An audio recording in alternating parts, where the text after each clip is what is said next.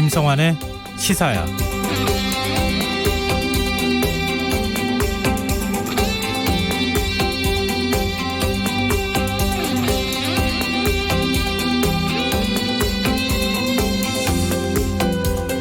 한 언론사가 정부가 총선을 앞두고 코로나19 검사 건수를 축소하려 한다는 의혹을 제기해 논란이 일고 있습니다. 방역당국은 검사량에는 인위적으로 개입한 적이 없고 의사의 판단에 개입하는 것 역시 가능하지 않다면서 방역은 과학이지 정치가 아니다, 이런 입장을 밝혔는데요. 그간 정부 대책에 비판의 목소리를 내왔던 대한의사협회 역시 매일 15,000여 건의 검사 건수가 이루어지고 있다는 점에서 정부가 특정 의도를 갖고 검사 건수를 줄였다고 보지 않는다는 입장을 밝히기도 했습니다. 우리나라는 빠른 검사와 진단을 통해 코로나19 환자를 찾아내고 접촉자를 관리하는 투명한 방역 시스템을 구축해왔죠. 그래서 세계가 우리나라의 방역 체계를 모범 사례로 꼽고 있고 그 누구도 우리나라의 통계에 의문을 제기하지 않는 걸 텐데요. 방역은 신뢰가 무엇보다 중요하다는 점에서 이번 사건은 정말 안타까운 일이 아닐 수 없습니다. 지금도 수많은 의료진과 방역 관계자들이 현장에서 사투를 벌이고 있는데요. 정치적 의도가 어디에 있는지 한번 그 언론사를 향해 되묻고 싶습니다. 시사평론가 김성환입니다. 코로나19 여파로 구직급여 신청자가 늘어난 가운데 문재인 대통령이 고용과 관련해 특단의 대책을 주문했는데요. 잠시 후 뉴스야에서 자세한 내용 살펴보겠습니다. 더 깊이 있게 들여다보는 인터뷰 시간에는 여론조사 전문가와 함께 이틀 앞으로 다가온 총선을 분석해보는 시간 마련했습니다. 김성환의 시사에는 청취율 조사 기간을 맞아서 작은 이벤트를 진행하고 있습니다. 오늘 방송 내용에 대한 의견, 또 총선을 이틀 앞둔 상황에서 21대 국회에 바라는 점이 무엇인지 청취자분들의 생각을 듣고 싶은데요. 의견 보내주시면 10분을 추첨해서 모바일 치킨 쿠폰을 선물로 드리겠습니다. 단 이벤트 참여 조건이 있는데요. 애청자를 인증하는 차원에서 문자 말머리에 저희 프로그램명을 꼭 적어주셔야 합니다. 참여하실 번호는 샵9730이고요. 짧은 문자는 50원, 긴 문자는 100원의 이용료가 부과됩니다. 콩 게시판을 통해서도 무료로 참여하실 수 있고요. KBS 1라디오 유튜브 채널을 통해서도 실시간으로 시청, 참여하실 수 있습니다. KBS 1라디오 김성환의 시사야. 그럼 지금 시작하겠습니다.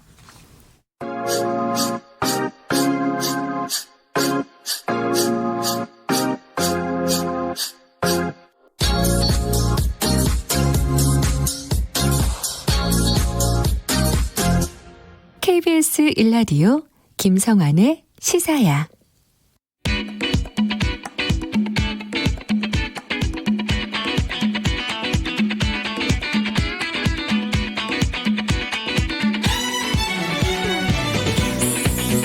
오늘 놓쳤던 뉴스 꼼꼼히 정리해드리는 뉴스야 시간입니다. 오늘 김민하 시사평론가 나오고 계십니다. 안녕하세요. 안녕하세요. 네. 오늘도 코로나19 현황을 살펴봐야 될 텐데 반가운 소식이 또 들렸어요. 일단 그 닷새째 30명 안팎으로 신규 확진자가 이제 발생하고 있는 상황인데 어제 하루 25명이 이제 늘어났습니다. 또 신규 확진자 가운데 12명이 수도권에서 나왔고 그다음에 서울에서 8명 확진 판정, 경기에서 3명, 인천에서 1명이다. 이렇게 이제 나왔고 대구에서 3명, 경북에서 4명입니다. 공항 검역 과정에서 확진된 사람이 6명이고요. 전파 경로를 확인해 보면은 지금 계속 해외 유입 관련 사례가 절반을 넘고 있는 상황인데 신규 확진자 중에 16명은 해외 유입, 9명은 지역사회에서 발생했다. 이렇게 볼 수가 있겠습니다. 그다음에 이제 사망자는 217명이고 오늘 하루 사망자가 4명이 추가됐기 때문에 누적 사망자는 221명으로 늘어났다고 볼 수가 있겠습니다. 퇴원 환자 오늘 7,400명을 넘어서서 완치율은 70%를 넘어선 상태입니다. 네, 지금 말씀을 해주셨지만 해외 유입 사례가 57%를 차지한다는 거 아닙니까? 아무래도 해외 유입을 막는 게 관건일 텐데 정부는 오늘부터 미국에서 들어오는 모든 입국자를 대상으로 진단검사를 실시하기로 했어요. 그렇습니다. 이제 지난달 27일부터 사실은 특별 입국 절차가 이제 적용이 이 특별 검역이 시작이 됐던 상황인데요. 이게 유럽발 입국자에 대한 검역 강화 조치 사흘 만에 이제 진행이 됐습니다. 그런데 이제 유럽발 입국자에 대해서는 모두 진단 검사를 실시하도록 했지만 미국발 입국자에 대해서는 2주의 자가격리 후에 이상 증상이 보일 때만 이제 진단 검사를 받게 하는 이런 좀 차이를 뒀거든요. 근데 이제 여러 가지 보도나 이런 거를 통해서 확인을 하셨겠지만 네. 지금 미국 상황이 굉장히 심각합니다. 네. 그렇기 때문에 아무래도 좀 대응 수위를 높여서 이제는 미국에서 오는 모든 내국인과 장기 체류 외국인의 경우에도 입국 후에 3일 안에 반드시 진단 검사를 받도록 하는 조치를 취한다고 합니다. 더불어 이제 전체 외국인에 대한 입국 제한도 강화가 되는데요. 지난 5일 이전에 발급된 단기 체류 목적의 사증은 모두 효력이 정지되고 다시 신청을 하게 될 경우에는 진단서를 첨부하도록 이제 돼 있습니다. 이런 가운데 스페인에서 한국인 남성 한 명이 코로나19로 숨졌다. 이런 안타까운 소식도 전해졌어요. 그렇습니다. 지금 외교부가 밝힌 바에 따르면 스페인에 거주하는 80대 한국인 남성이 코로나19로 숨졌다라고 이제 했는데요. 해외에서 우리 국민이 이렇게 코로나19로 숨진 것은 처음입니다. 이분은 지난 3일에 확진 판정을 받아서 병원에 입원해 치료를 받다가 이제 숨진 건데요. 외교부 당국자는 지금 장례 절차 등을 잘 진행할 수 있도록 현지 공관이 영사 조력을 하고 있다. 이렇게 밝혔습니다. 현재까지 해외에서 코로나19 확진 판정을 받은 우리 국민은 모두 이제 59명이고 이 가운데 18명은 완치 판정을 받은 상태인데요. 확진자가 나온 것은 스페인과 독일, 미국 등을 포함해서 모두 23개 국가 또는 지역입니다. 국내에서는 경찰이 자가격리의 의무를 지키지 않고 사우나를 돌아다니는 60대 남성에 대해서 처음으로 구속영장을 신청하는 일이 있었죠. 그렇습니다. 이 서울지방경찰청이 밝힌 바에 따르면 68살 남성에 대해서 오늘 감염법 예방법 위반 혐의로 구속영장을 신청했다라고 밝혔는데요. 이 남성은 지난 10일 날 미국에서 입국을 해서 의무 자가격리 대상자였는데 이걸 지키지 않고 사우나와 음식점 등을 돌아다니면서 하루 사이에 2차례 이제 자가격리 장소를 이탈한 혐의를 받고 있습니다. 그래서 한 차례 이제 좀 적발이 돼서 이제 이 쥐가 조치를 당했다가 다시 이제 적발이 돼서 현행범으로 체포가 된 그런 상황인데요. 그래서 이런 경우에 사실 이 남성이 방문한 장소를 모두 방역 소독했고 또 이제 조치를 취했지만 사실은 유사한 이런 사례들이 많이 일어나고 있는 상황이거든요. 네. 그래서 지금 자가격리 지침 위반으로 27건의 이제 사건이 접수돼 있고 28명이 입건돼서 조사 중이고 또 이 중에 3명은 검찰에 송치돼 있는 상황이라고 하니까 계속 이런 것들은 좀 우리가 스스로 자가격리 대상이 된 분들은 좀 이탈하지 않도록 하는 조치들이 계속 이어져야 될 것 같습니다. 대구에서 신천지 환자의 집단 감염을 감염 사례로 처음으로 이제 그 확진 판정을 받은 환자가 31번째 환자였잖아요. 그렇습니다. 그런데 31번째 환자가 자신의 동상과 관련해서 허위 진술을 했다고요? 그렇습니다. 이분이 애초에 이제 지난 2월 16일 날 신천지 대구교회를 방문했을 때 4층만 방문했다라고 방역 당국이 얘기를 했었는데 확인을 해보니까 CCTV라든지 등등을 확인을 해보니까 이제 건물 내 2층, 5층, 8층, 9층을 모두 돌아다니면서 예배에 참석한 것으로 확인이 됐다라는 겁니다. 그래서 지금 이제 대구시가 밝힌 바에 따르면 이건 결국 당초 진술과는 다른 내용이다라고 봤는데 그냥 허위 진술이라고 이렇게 얘기를 할 것인지 아니면 확진이 돼서 좀 경황이 없는 상태에서 진술을 잘못한 것인지는 좀 더 파악을 해보겠다. 이렇게 얘기를 하고 있고요. 방역 당국의 경우에 이제 방역이라는 어떤 차원에서는 허위 진술에 해당한다고 본다. 이렇게 지금 얘기를 하고 있는 상황입니다. 그래서 이것 때문에 사실은 이런 상황들이 여러 가지가 있다 보니까 코로나19로 피해를 입은 대구 경북 지역 자영업자들이 신천지 교회에 대해서 손해배상을 청구하겠다고까지 나서는 이런 상황인데요. 지금 한 1000여 명이 동참 의사를 밝혀서 1차 소송 규모만 100억 원이 넘는다. 이런 보도가 나오고 있습니다. 그러면 방역에 들어간 비용에 대해서 구상권도 청구하겠다. 이런 얘기도 있던데 그것도 맞습니까? 그렇습니다. 좀 이 경찰이 추가 수사를 해서 결과에 따라서 이제 법률 검토를 거쳐서 구상권 청구까지도 지금 얘기가 되고 있습니다. 네.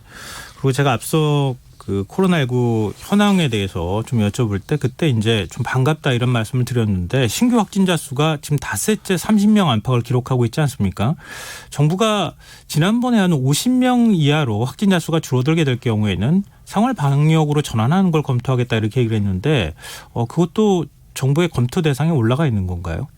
이게 하루에 신규 확진자가 50명 아래로 이제 안정적으로 관리가 될 경우에 말씀하신 대로 생활방역 전환 여부를 논의하기로 했었는데요.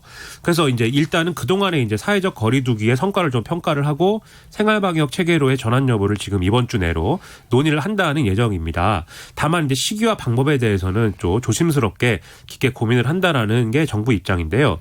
이와 함께 정부는 이 생활방역 5대 수칙을 지금 공개해 놓은 상황입니다.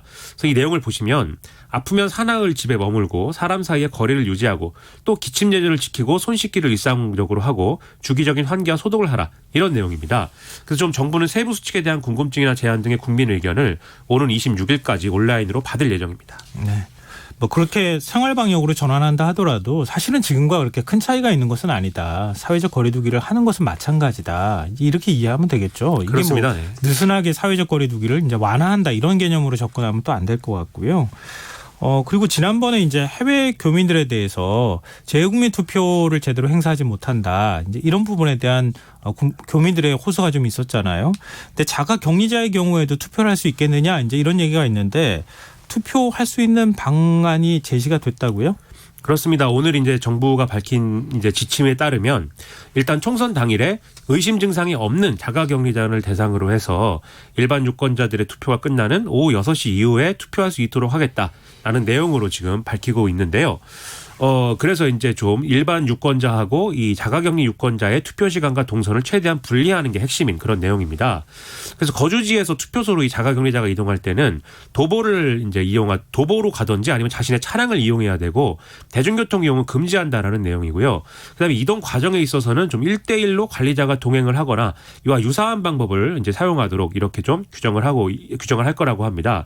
그리고 이제 그 투표에 참여할 수 있는 대상이 또 있는데 지난 1일부터 14일까지 보건소로부터 자가격리 통지를 받은 사람 가운데 앞서 말씀드린 대로 의심 증상이 없는 사람이다라고 지금 얘기를 하고 있는데요. 일단 자가격리자는 지난 10일 기준으로 투표권이 없는 해외 입국자를 포함해서 한 5만 6천여 명 정도인데 이들 중에 정확하게 투표권이 있는 사람의 숫자는 아직은 파악이 안 된 상황입니다.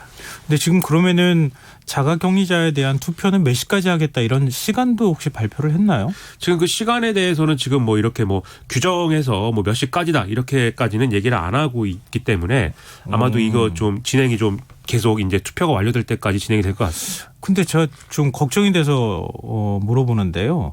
지금 방송사들의 경우에는 출구 조사를 하지 않습니까? 그렇습니다. 우리 투표가 6시에 끝나면은 6시 땡 하고 끝나자마자 출구 조사 결과를 발표하잖아요.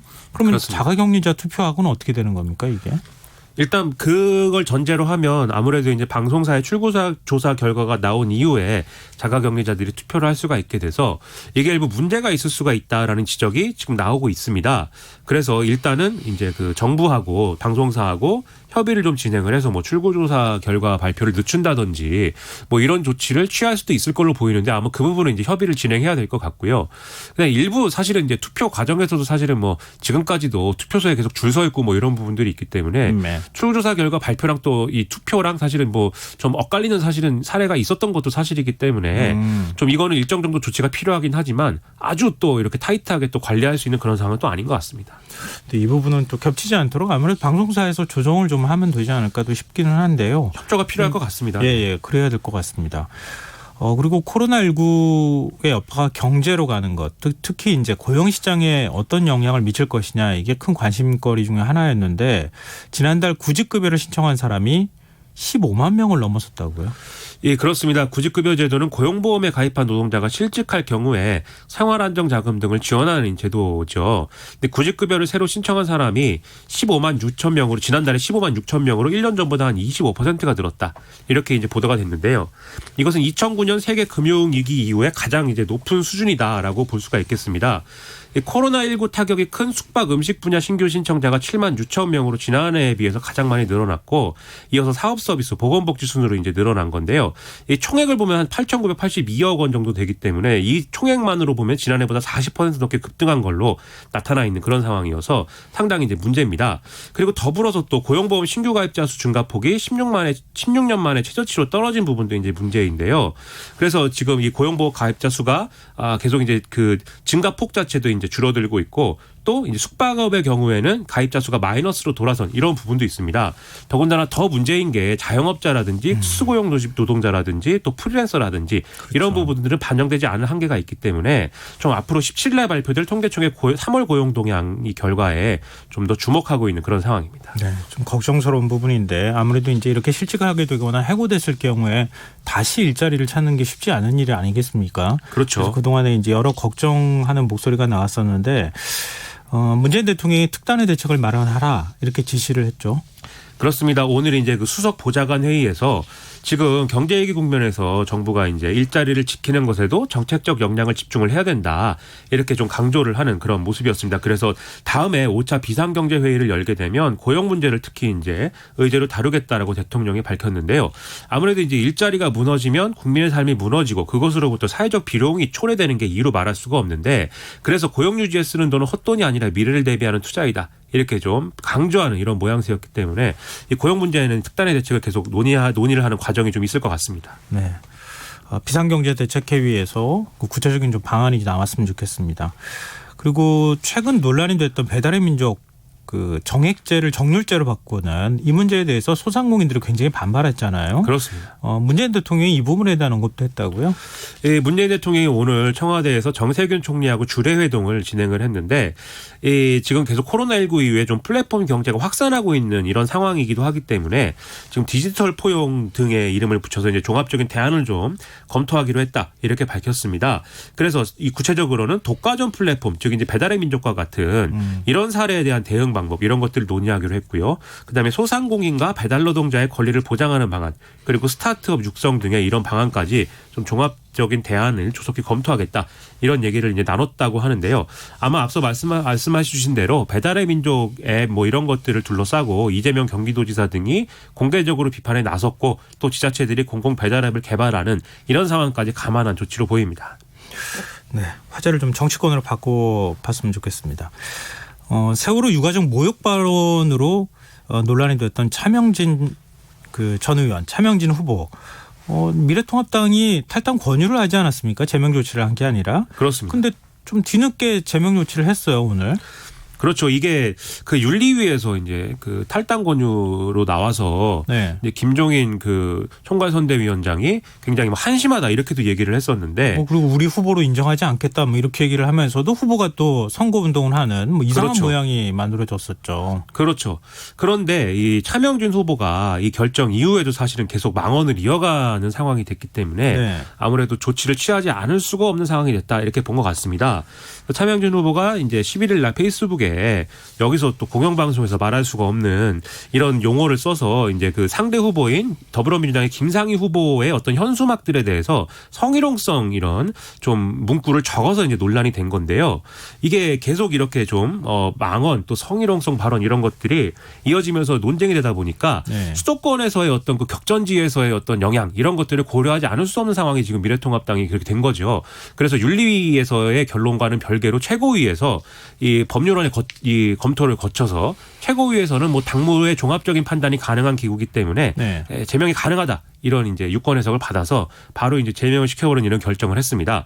다만 이제 차명진 후보의 경우에는 이것에 대해서 뭐 가처분 신청이나 이런 것들을 하겠다라고 얘기를 하면서 계속 이제 본인의 그런 망언과 부적절한 표현을 한 것에 대해서는 정당하다 이런 주장을 계속 하고 있고요. 그리고 미래통합당의 이제 홈페이지나 이런데 이제 차명진 후보를 지지하는 일부 이런 인사들이 네. 차명진 후보는 진실을 말했는데 왜 제명을 시키느냐. 뭐 후원금이 꽉 찼다 뭐 이런 얘기가 들리기도 하고. 그렇죠. 그 김종인 선대위원장이 사실은 간첩이 아니냐 뭐 이런 비난을 하면서 혼란이 빚어지는 이런 상황이었습니다.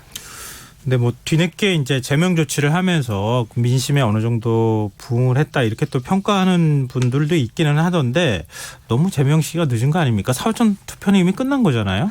그렇죠. 사전 투표에 이제 사실은 차명진 후보의 기표를 한 이런 사실 표들이 있을 텐데 이렇게 사실상 등록 무효가 되면서 이런 표들은 이제 사표가 사실상 이제 되는 거죠. 다만 이제 차명진 후보는 자기가 이제 이렇게 좀 이런 자기가 이름이 어쨌든 투표용지에 남아 있는 것이기 때문에 네. 이 투표용지에 자기의 기표한 사람이 많으면 많을수록 자신의 어떤 주장이나 이런 것들이 정당성을 얻게 된다. 이런 말을 막 하면서 여전히 자신에게 본 투표일에도 투표를 해줄 것을 계속 호소하는 이런 상황들이 이어지고 있습니다.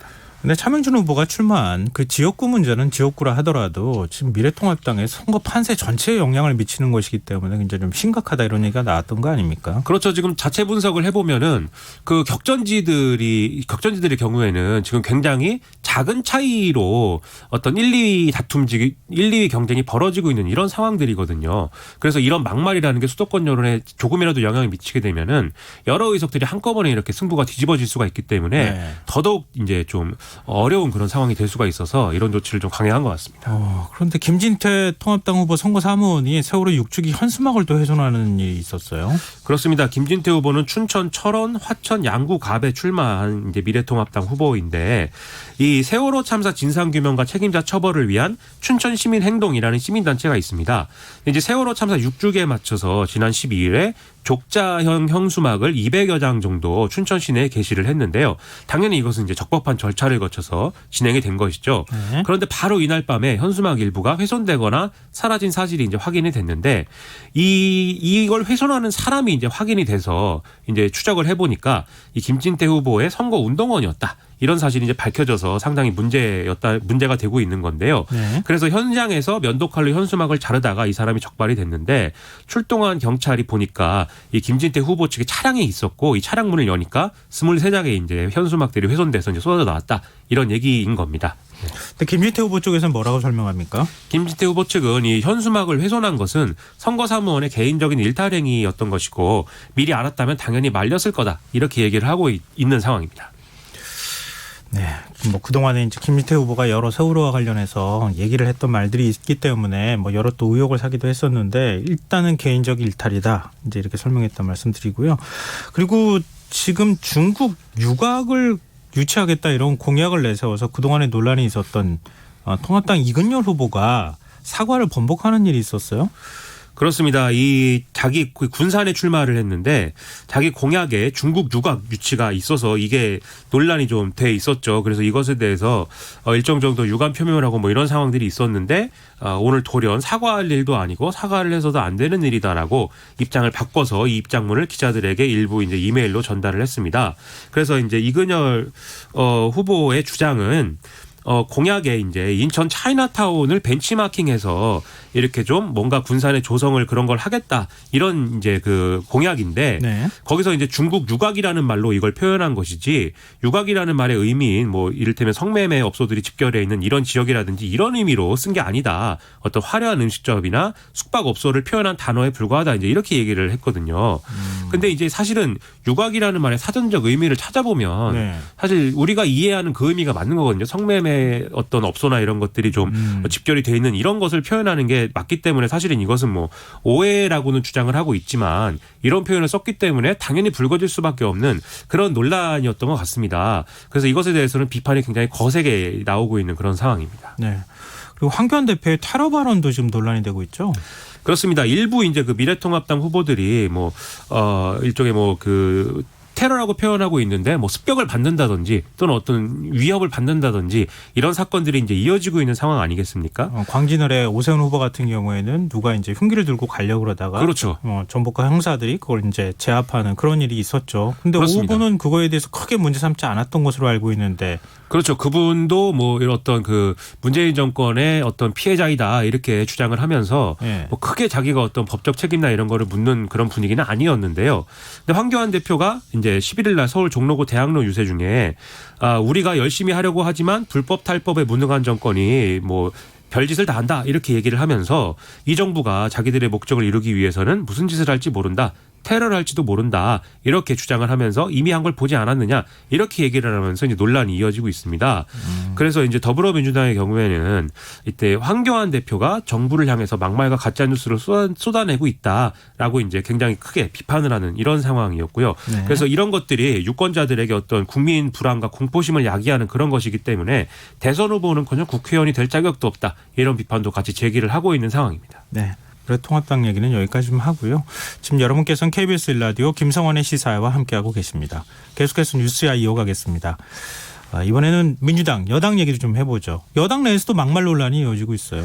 그렇습니다. 이 백원우 전 청와대 민정비서관이 미래통합당을 향해서 이제 쓰레기 같은 정당이다 이렇게 얘기를 했다는 건데요. 이 경기 시흥에 이 지원 유세를 가서 그렇게 얘기를 했습니다. 국민에게 고통으로 다가오는 정당이다. 그래서 이런 쓰레기 정당, 뭐 쓰레기 정치인들을 국민 여러분이 4월 15일 날 심판을 해야 된다. 이렇게 얘기를 한 거죠. 여기에 대해서 미래통합당은 이렇게 여권 인사들이 연이은 망발을 하는 것은 단순히 미래통합당에 대한 견제구라고 볼 수가 없고 일반 국민들에 대한 모욕이자 우롱이다. 라고 이제 주장을 했습니다.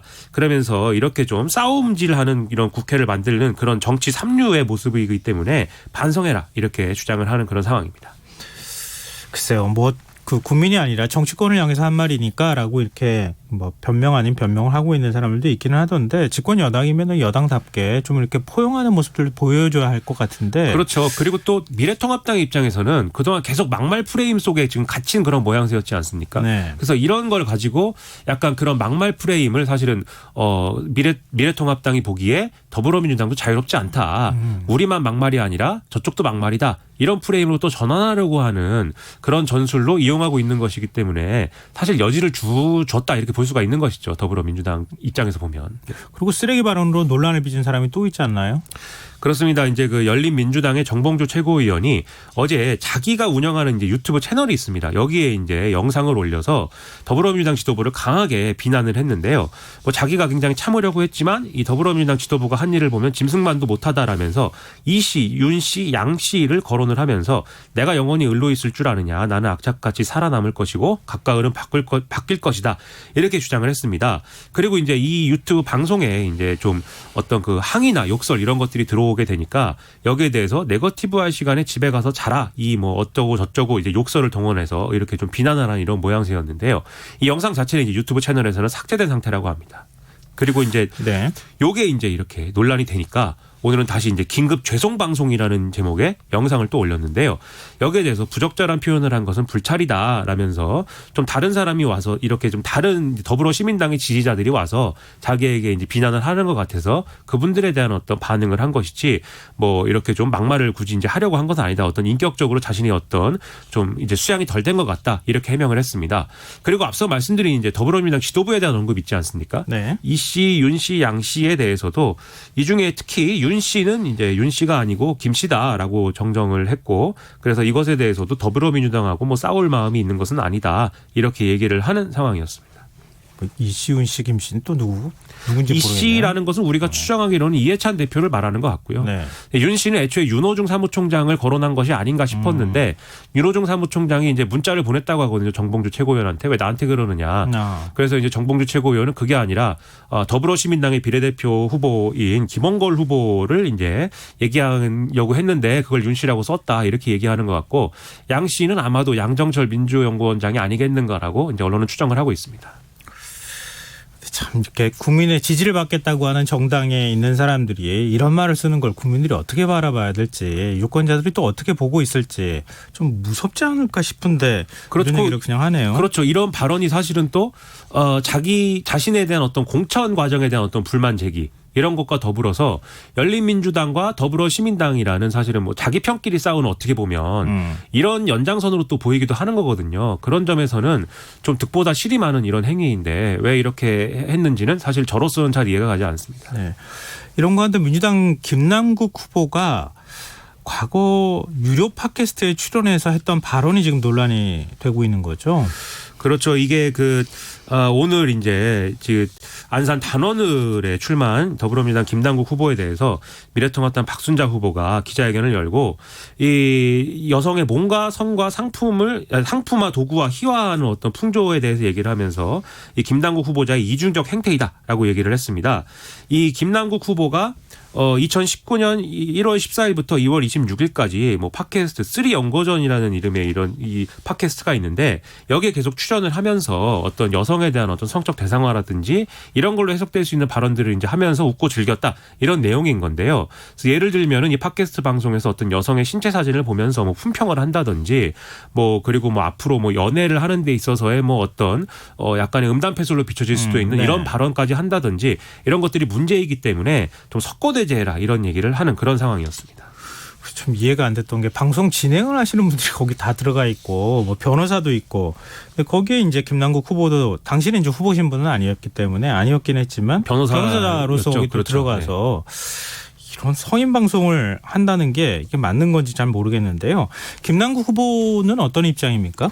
김남국 후보 입장은 이 컨텐츠는 어떤 그 성인 남녀들의 어떤 성과 결혼과 연애 관계에 대한 이제 주제 그런 걸 주제로 한 유료 성인 컨텐츠였기 때문에 일부 이제 표현이 좀 더 일반적인 이제 TV 방송보다는 과격했던 것은 사실이다라고 얘기를 했습니다. 그런데 다만 자기는 이제 출연자였고 뭐 연애를 잘 못하는 이런 청년으로 자기가 이제 출연을 했다고 하는데 뭐 실제 그런지는 제가 잘 모르죠, 당연히. 네. 근데 아무튼 그런 사람으로 출연을 했다는 건데 그래서 자기가 본인이 이제 문제가 되는 그런 발언들을 자기가 하지는 않았다는 것이고 그리고 이 방송 중에 문제가 될 만한 발언이 나온 건 사실이지만 그것은 이제 진행자가 제지를 하거나 진행자가 조절을 해야 될 문제였지 이제 일개 출연자인 자기가 뭐 이렇게 할 수 있는 문제는 아니었다라고 해명을 했습니다. 민주당 입장은 뭡니까? 더불어민주당 입장은 일단은 별다른 이제 입장이 없다고 지금 봐야 되겠는데요. 윤호중 사무총장이 이 기자들이 이제 물어보니까 그런 상황은 진행자가 제지를 해야지 출연자가 제지를 할 수 있었겠느냐라고 얘기를 하면서 일단은 좀 내용을 살펴보겠다라고 얘기를 했거든요. 그래서 당 지도부 차원에서는 지금 어떤 좀 뭐랄까요 면밀하게 좀 지켜보겠다는 얘기긴 하지만 사실은 그렇게 뭐 대응을 좀 적극적으로 하지는 않겠다라는 어떤 모습으로 보이고 있습니다. 마지막 뉴스로 가보죠. 텔레그램 메신저에서 이른바 박사방을 운영하며 미성년 성착취 영상을 제작하고 유포한 혐의를 받고 있는 조주빈이 오늘 재판에 넘겨졌죠. 그렇습니다. 지금 이제 구속 기소되는 과정에 이제 적용된 혐의가 14개인데요. 원래 이제 경찰이 12개 혐의를 적용을 했지만 여기에 이제 무고와 강제추행 혐의 2개를 덧붙여서 이제 구속 기소를 한 것입니다. 그래서 지금 뭐 익히 아시다시피 지난해 5월부터 뭐 지난 2월까지 여성들을 협박해서 성착취 영상을 촬영하고 이 텔레그램 단체 대화방을 통해서 돈을 받고 이 영상을 유포하고 뭐 이런 혐의인데 일단 검찰은 이 박사방이라는 이 텔레그램 방이 조주빈을 중심으로 공범들의 역할 분담이 이루어진 이제 유기적 결합체다 이렇게 판단을 하고 있습니다. 그래서 이제 이런 것들에 대해서 이제 좀 더 이제 면밀히 좀 판단을 해서 추가 기소나 이런 것들을 고민을 하겠다는 거고요. 그다음에 조주빈이 범행으로 벌어들인 가상화폐 지갑 이런 것들이 지금 또 초미의 관심사인데 네. 이 현금으로 이 현금 1억 3천만 원에 대한 추징 보전 청구 이런 것들이 이제 같이 이제 이루어지고 있는 상황입니다. 네. 범죄단체 조직죄 혐의를 적용하는 방안들을 그동안에 검토를 해왔는데 조금 더 수사를 한 다음에 그렇습니다. 적용을 하겠다 이런 얘기까지 전해드리겠습니다. 오늘 뉴스 여기까지 하겠습니다. 지금까지 김민하 시사평론가였습니다. 고맙습니다. 고맙습니다. 네, 청취자분들의 의견이 계속 들어오고 있는데요. 휴대전화 뒷자리 358이 쓰시는 청취자분께서 어느 때보다 21대 총선 투표에 관심이 높습니다. 정말로 국가와 국민을 위해 일할 참 일꾼을 뽑아야겠습니다. 한 표의 가치와 소중함이 절실한 때입니다. 우리 모두 빠짐없이 투표에 동참합시다 라고 의견 주셨습니다. 그리고 9707님 코로나19 사태 속에서도 가짜뉴스를 퍼뜨리는 언론은 우리 사회의 코로나19 같네요. 가짜뉴스도 방역합시다. 이렇게 의견 주셨습니다. 좋은 말씀입니다. 네. 네. 김성환의 시사회가 방역을 하는 걸로. 아니, 네. 우리는 인사했는데 계속 뒤에다 얘기를 하면 어떡합니까? 죄송합니다. 네. 지금 여러분께서는 KBS 1라디오 김성환의 시사회를 듣고 계십니다.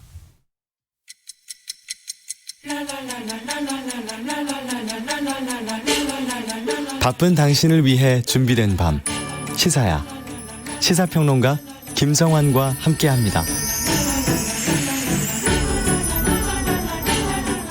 21대 국회의원을 뽑는 4.15 총선이 이틀 앞으로 다가왔습니다.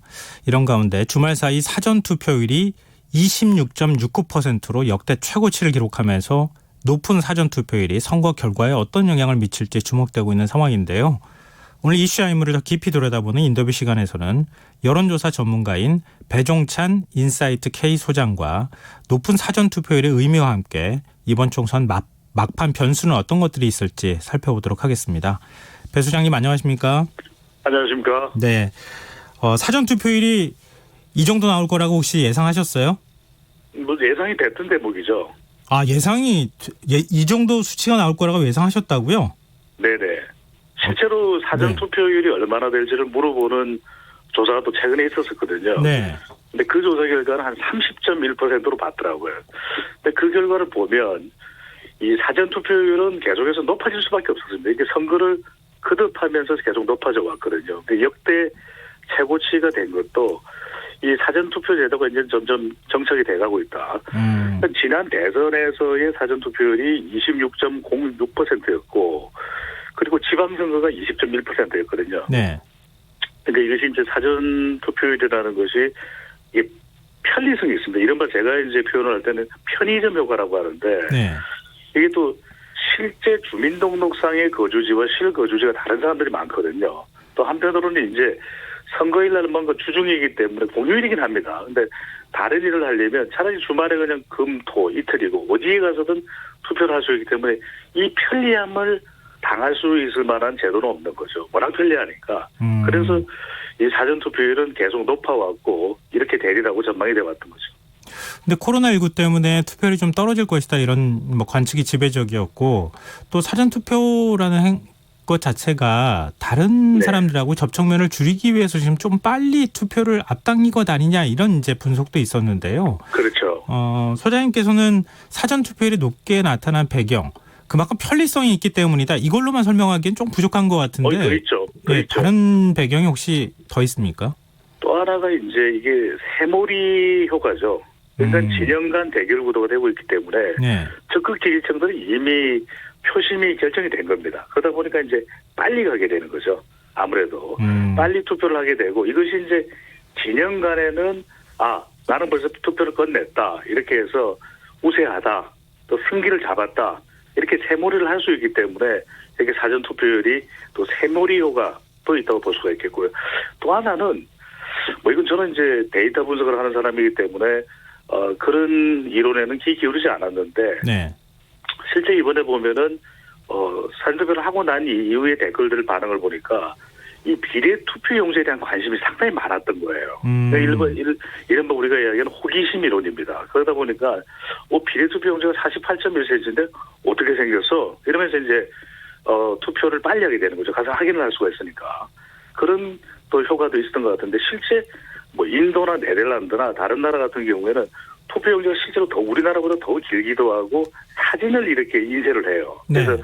이런 게 이제 각 나라의 선거관리위원회에서 투표율을 제고하기 위한 방법 중에 하나거든요. 우리는 이제 사전투표 제도가 있다면 이런 다른 외국 같은 경우에 이렇게 인쇄 용지도 흥미있게 이렇게 만들어서 더 사람들이 투표할 수 있게끔 하는 것.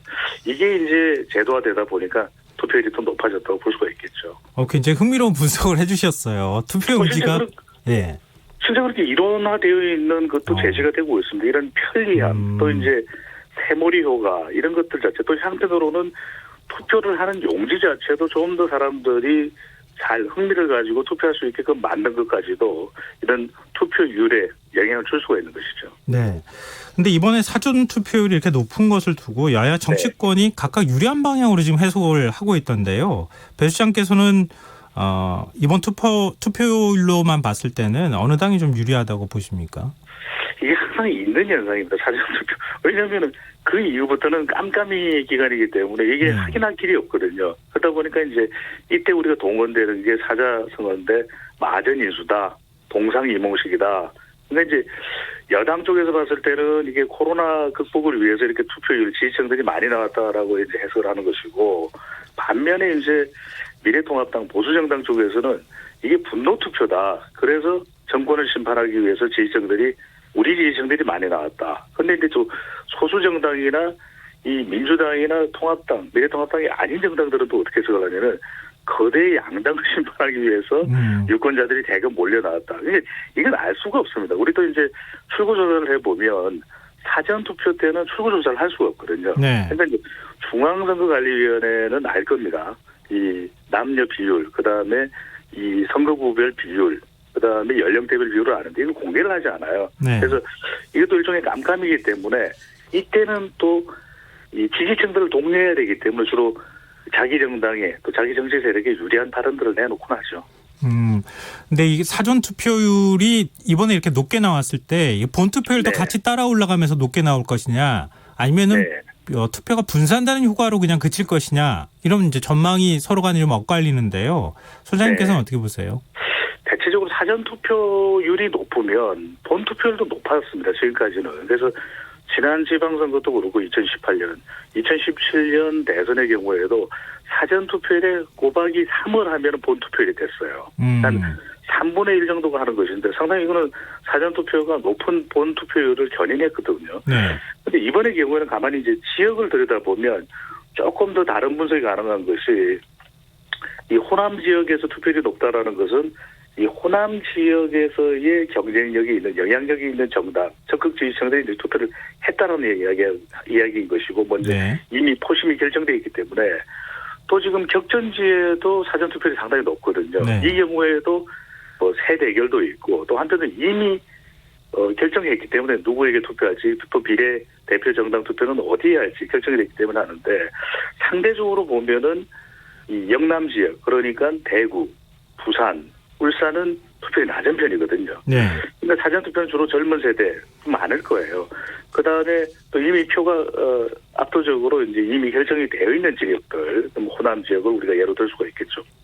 그런데 이제 이 대구, 울산, 부산 같은 경우는 상대적으로 영남 표심에 기반이 강한 정당, 아무래도 좀 늦게 투표한다면 이게 자극이 될 겁니다. 최근에 또 들어서 이제 미래통합당이 읍소 전략을 하고 있거든요. 네. 이렇게 되면은 너무 여당이 일방 독주한다 이런 이제 견제 심리를 작동하는 것. 그렇기 때문에 사전 투표율에 대한 해석에 따라서 본 투표율도 자극이 되고 또 높아질 수 있는 충분한 요인은 될 걸로 보입니다. 아, 그러면은 지금 사전투표가 이틀간에 이제 끝나지 않았습니까? 그 그렇습니다. 사이에 선거 전략을 어떻게 취하느냐에 따라서 본투표율도 올라갈 수도 있다 더. 이렇게 그렇죠. 보시는 건가요? 그렇죠. 왜냐하면 지금부터는 어떻게든 지지층들이 더 나오게 만들어야 되는 것이고 또 한편으로는 유시민 노무현 이사장이 했던 180석 전망 발언에 대해서 네. 아주 또 여당 내에서도 비판이 나오고 겸손 모드로 가야 된다는 이야기는 자칫 어떤 현상이 나타날 수 있냐면 사전투표에서 더불어민주당 지지층들이 투표를 많이 했다 이렇게 돼버리면 이 본 투표율이 안 갈 수도 있다고 말이거든요. 이른바 이제 방심 현상이 발생하기 때문에 지금은 어떻게든 지지층들을 본선거일까지 동료에서 나오게끔 만들어야 되기 때문에 이 본선거일의 투표도 상당히 높아질 가능성을 배제할 수가 없는 것이죠. 그러면 전문가시니까 한번 좀 예측을 네. 해보시면 어떨까요? 이전에 이제 지방선거 때는 60% 정도 나왔고 그 전에 네. 총선 때 20대 총선 때는 58% 정도 나왔는데 이번에는 어느 정도 투표율이 나올 거라고 보세요?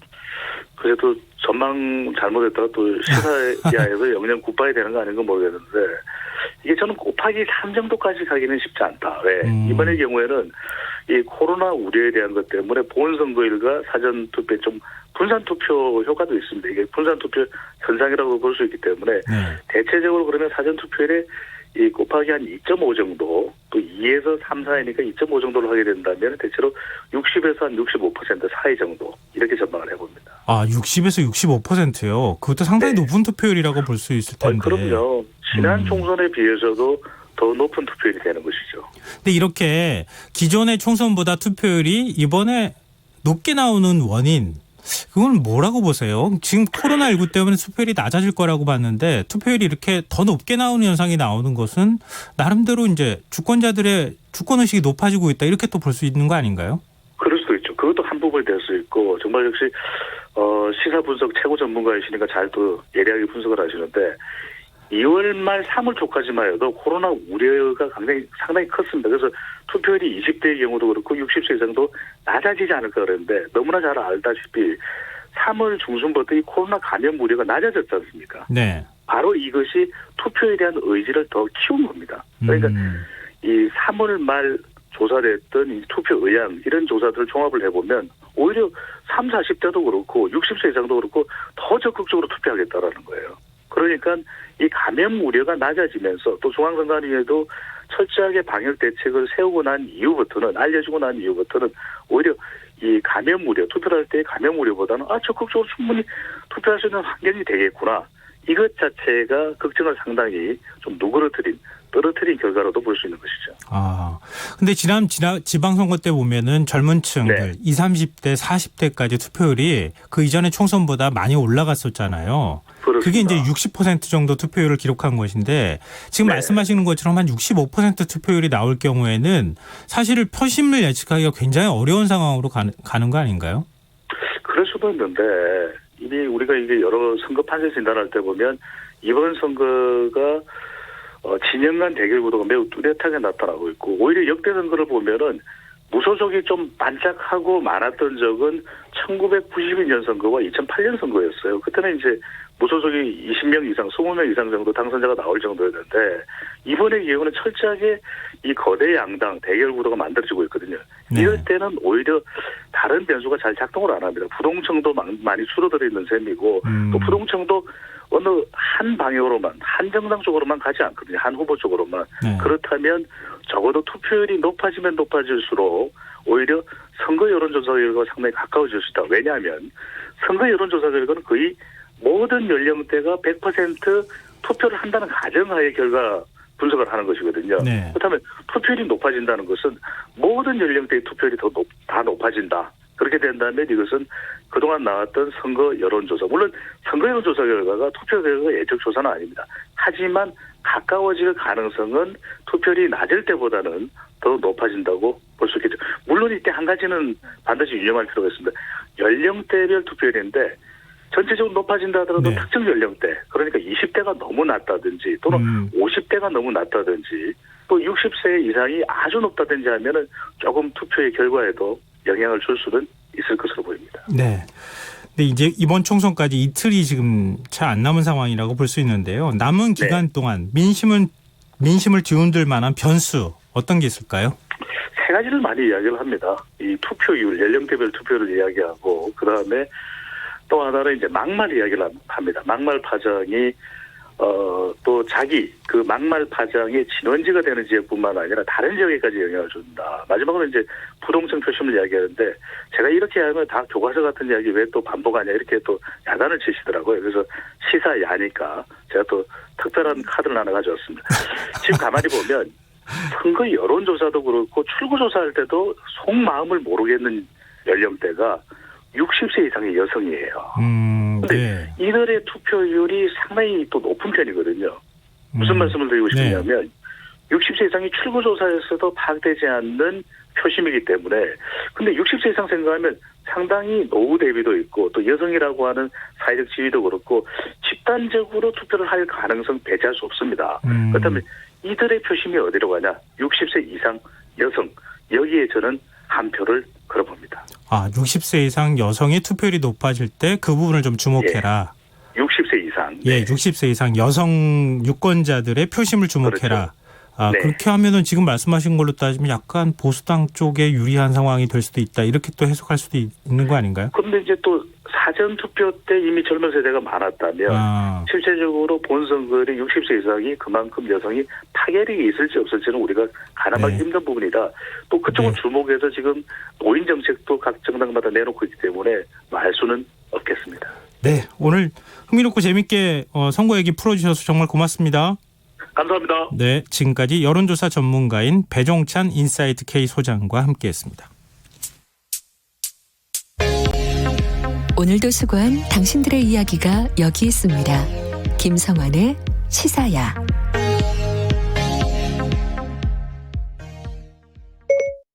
시사야, 네, 저 여기 있어요.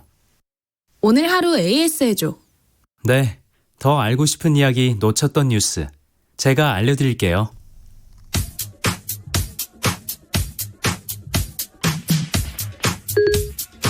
시사야 애프터 서비스를 시작합니다. 오늘 하루 KBS 1라디오에서 화제가 됐던 방송 내용 함께 들어보시죠. 그 경기도가 주는 재난기본소득이 10만 원이잖아요. 네. 여기에 화성시는 1인당 20만 원의 재난기본소득을 또 지급한다고요? 네, 그렇습니다. 화성시는 경기도와 별개로 화성시 자체적으로 20만 원. 그래서 화성 시민이면 누구나 경기도 거 10만 원 플러스 화성시 거 20만 원 해서 1인당 30만 원씩을 받게 되는 것입니다. 우리가 뭐 정부 차원에서 아니면 시 차원에서 여러 가지 지자체 차원에서 계획 같은 거 발표하고 이런 거 하겠습니다라고 하는데 정작 이런 것들을 지원을 현장에서 받을 때까지는 시간이 많이 걸린다고 알고 있었거든요. 네네. 그런데 화성시는 뭐 생계수당 접수 시작한 지 하루 만에도 뭐 지급이 이루어졌다는 얘기를 들었어요. 네네. 이렇게 빨리 지급할 수 있게 됐던 건 어떻게 된 거예요? 저희가 이 재난생계수당을 준비하면서 한 1개월 정도 준비를 했습니다. 발표 이전에. 그러니까 다른 데는 저희가 뭐 발표도 대한민국에서 최초로 했지만 그 이전 한 달 전부터 좀 준비를 했거든요. 예. 그래서 사전 준비에 가장 역점을 둔 거는 절차를 간소화하자였습니다. 그래서 자영업자가 요구하는 거에서 다른 데는 하다못해 처음엔 통장 사본 이런 것도 받는데 네. 그런 것도 필요 없이 사업자 등록증과 와서 쓸 수 있는 신청서, 그다음에 매출 표만 3개만 내면 무조건 지급을 하자. 네. 그리고 나서 만에 하나 이거로 뭐 오류가 발생할 수 있다. 이 부정수급에 대한 거는 차후에 저희가 회수할 수 있는 이런 조항을 쓰자. 그렇기 때문에 선 지급을 하고 후 정산 개념으로 하자는 걸 도입을 했거든요. 예. 절차를 매우 간단히 하고. 그렇기 때문에 저희가 접수받고 다음 날부터 지급할 수 있었습니다. 네. 그러니까 말씀하신 것처럼 신속성에 치중하다 보면은 부정수급 논란이 있을 수 있는데 이거는 차후에 가서 이제 해결하겠다는 뜻인가요? 왜냐하면 이 자체가 비상사태에 대비한 정책이었습니다. 네. 여기에는 너무 많은 절차를 까다롭게 하면 거기에 따라서 자영업자가 훨씬 더 정신적 피해를 보는 경우가 많습니다. 지금 이 코로나는 심리적인 문제가 매우 중요한 상황입니다. 네. 여기에서 마치 그분들 전체가 부정수급을 할 수 있다라는 전제 조건에 까는 것보다는 이분들을 신뢰하고 나중에 사후에 우리가 절차를 거쳐서 이 매장을 다 갖고 계신 분이기 때문에 부정수급하는 거를 환수하는 게 행정비용에서도 훨씬 절약된다. 네. 이렇게 판단을 한 겁니다. 그러니까 지급에 대한 패러다임을 좀 전환한 거죠. 화성시가 지자체 중 가장 먼저 시단위로 재난기본소득을 지급하고 있습니다. 오늘 애프터서비스는 오태훈의 시사본부에서 서철모 화성시장을 연결해 관련 내용에 대해 직접 인터뷰한 내용입니다. 가뭄에 논바닥이 쩍쩍 갈라져 벼가 타들어가는데 논 인근 저수지에서 어떻게 물을 끌어올지 논쟁만 한다면 어떻게 될까요? 재난기본소득 논의를 시작한 지 한 달이 다 돼가도록 지급 대상과 선정 방식을 둘러싸고 같은 상황이 이어지고 있습니다. 생계가 어렵다, 일자리를 잃었다, 살려달라는 호소가 이어지고 있지만 지급 방식을 고민하는데 몇 주, 선정 대상을 심사하는데 몇 주, 공무원들이 선거 사무로 바쁘다고 또 몇 주, 목마른 사람 따로, 물 주는 사람 따로입니다. 바로 이런 점에서 화성시의 과감한 행정처리는 단연 돋보일 수밖에 없습니다.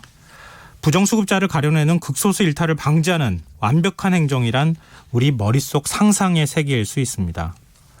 모든 이들에게 공평하게 재난기본소득을 지급해야 한다는 개념이 생겨난 것도 애당초 이론이 현실을 따라가지 못한다는 한계를 인정했기 때문일 수 있습니다. 재난지원금을 지급한 지자체 곳곳에서 기부 행렬이 이어지고 있는 것처럼 지금 같은 위기 상황에서는 우선 국민을 믿는 태도가 필요하지 않을까 합니다. 김성환의 시사는 청취율 조사 기간을 맞아서 작은 이벤트 진행하고 있습니다. 청취자분들께서 많이 참여를 해주고 계시는데요. 휴대전화 뒷자리 2292 쓰시는 청취자분께서 김성환의 시사야, 이번 선거는 우리 사회 패러다임이 바뀌는 선거가 되었으면 합니다라는 의견 주셨습니다. 맞습니다. 이번 기회에 한번 좀 확 바꿔봤으면 좋겠다고 하시는 분들이 굉장히 많으시더라고요. 그리고 3043님, 국회의원들 유세운동할 때 마음을 당선되고도 변하지 않았으면 좋겠네요. 21대 국회는 타협하는 국회가 되기를 빕니다. 라는 의견 주셨습니다. 감사합니다. 저희 이벤트 진행하는 거 알고 계시죠? 오늘 방송 내용과 관련한 의견, 21대 국회에 바라는 점에 대한 청취자분들의 의견 문자 받고 있습니다. 10분을 추첨해서 모바일 치킨 쿠폰을 선물로 드리겠습니다. 단 애청자를 인증하는 차원에서 문자 말머리에 저희 프로그램명을 반드시 적어 보내주셔야 합니다. 계속해서 참여하실 문자번호는 샵 9730이고요. 짧은 문자는 50원, 긴 문자는 100원의 정보 용료가 부과됩니다.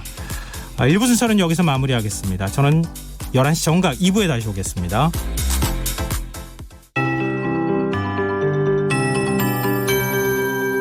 KBS 58분 날씨. 서울 경기도